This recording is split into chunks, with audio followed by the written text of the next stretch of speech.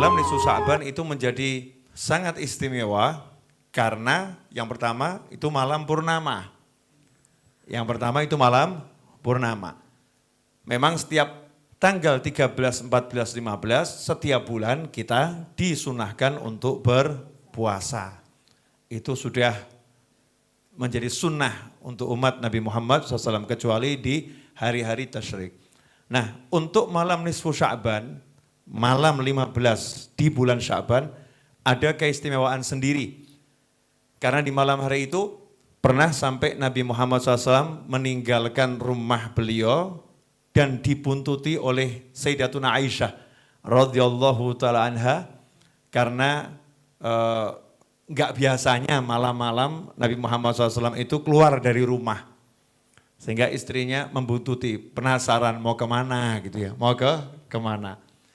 Kemudian dilihat Nabi Muhammad SAW ke makam Baqi, ya ke pemakaman Baqi, pemakamannya para sahabat dan berdoa di sana. Setelah itu Nabi Muhammad SAW kembali ke rumah. Sayyidatuna Aisyah radhiyallahu anha karena nggak pengen ketahuan sama Nabi Muhammad SAW, cepet-cepet ya ke rumah duluan, terus sampai rumah tidur selimutan. Nah, di kisah yang panjang di situ sambil tersenyum Nabi menyatakan, apakah tadi bayang-bayang hitam yang aku lihat adalah engkau? Artinya konangan gitu ya.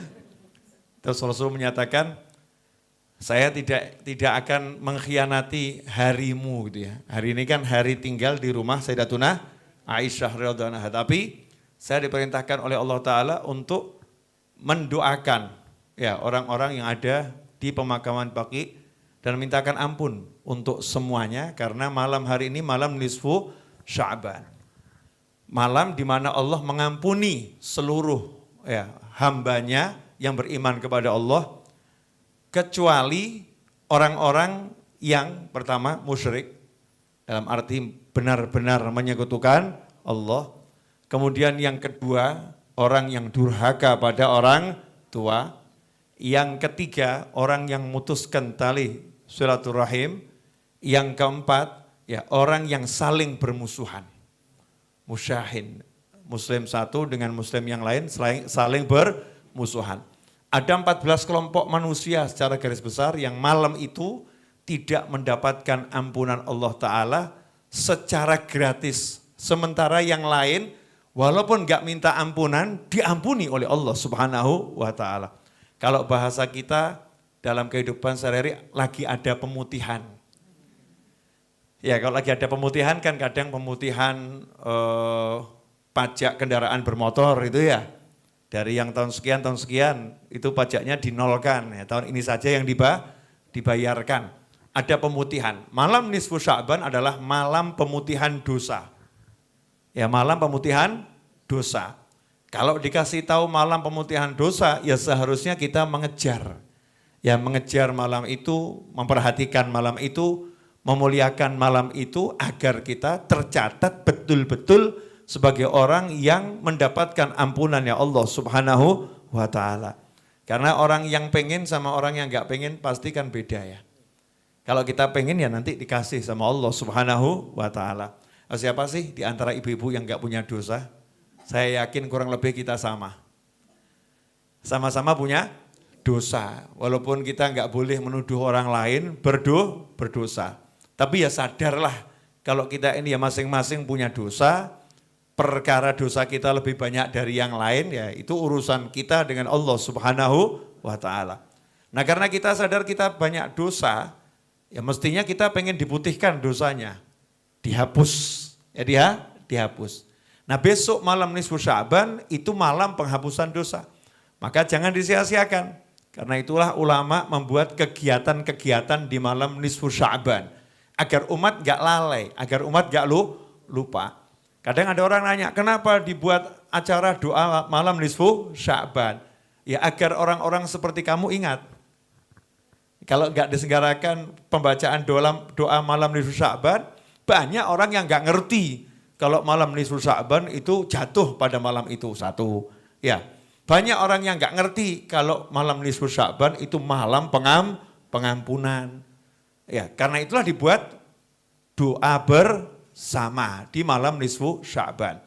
Nah insya Allah kalau di Majelis Ar-Raudhah seperti biasa, sholat maghrib berjamaah, kemudian sholat sunnah ba'diyah 2 rakaat, kemudian sholat sunnah awabin 6 rakaat, 2 rakaat salam, 2 rakaat salam, 2 rakaat salam. Setelah sholat sunnah awabin baca Al-Fatihah, surat Yasin dan kemudian berdoa, ditutup dengan sholat isya berjamaah. Nah apa itu manfaatnya? Banyak, menghidupkan waktu di antara maghrib dan isya, hari-hari biasa seperti menghidupkan seluruh malam. Seperti orang bangun tahajud sepanjang malam.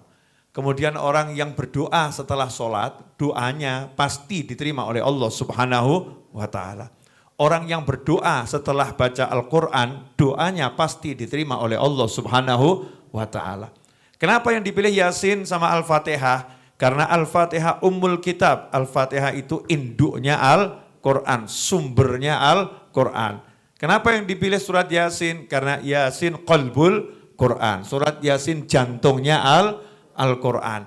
Jadi kalau kita nggak bisa baca semuanya, ya ambil ibunya sama jantungnya. Ya ambil ibunya sama jantungnya. Agar apa? Agar apa yang akan kita minta itu lebih cepat, ya terwujud, lebih cepat terkabul. Meskipun Allah maha mengabulkan semua doa. Tapi kesungguhan kita itu dinilai sama Allah Ta'ala. Beda loh ya, orang mau minta pakai hataman Quran dulu sama minta ya bismillah, alhamdulillah, sholawat ya bagus ya. Tapi kalau hataman Quran dulu kan beda itu. Ini ada kesungguhan ya sebelum meminta. Seperti ibu-ibu mau nanya, Bu. Punya anak gadis, datang satu orang tiba-tiba ngomong, Bu saya mau ngelamar anak ibu. Ya senang-senang saja kalau orangnya baik, betul ya? Caranya baik. Tapi ada satu orang ngasih uang 2 miliar, bangunkan ibu rumah, 10 rumah di setiap kota. Masya Allah ya. Setelah itu ibu dikelencerkan keliling dunia, pada ujungnya terus dia ngomong, boleh enggak saya jadi anak ibu? Masya Allah. Kira-kira diterima atau ditolak? Diterima. Ya, diterima dengan senang hati. Beda. Yang nerimanya itu beda. Begitulah kalau kita minta sama Allah Ta'ala. Kalau kita itu mintanya dengan banyak zikir dulu, ya banyak wirid dulu, banyak qiraatul Quran dulu. Melakukan hal-hal yang disenangi Allah Ta'ala. Maka begitu kita minta, Allah tuh ya nerimanya senang gitu. Karena ada juga orang yang dikabulkan sama Allah tapi Allahnya nggak senang.